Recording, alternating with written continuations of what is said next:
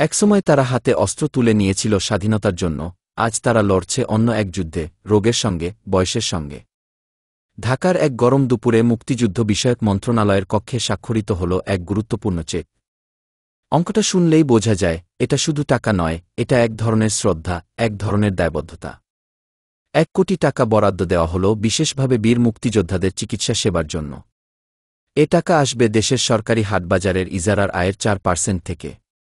যে টাকার পেছনে আছে সাধারণ মানুষের প্রতিদিনের ক্রয়-বিক্রয়, তার এক অংশ এখন যাবে সেই মানুষদের চিকিৎসায়, যারা দেশের জন্য সবকিছু উৎসর্গ করেছিলেন। চুক্তি অনুযায়ী Ibrahim cardiac hospital and research institute এই অর্থের দায়িত্ব নেবে।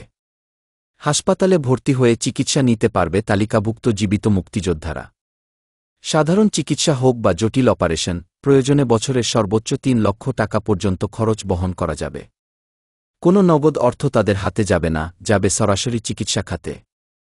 ওষুধ, বেড, নার্সিং সবই অন্তর্ভুক্ত।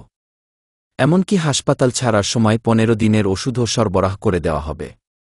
কিন্তু শর্তও আছে।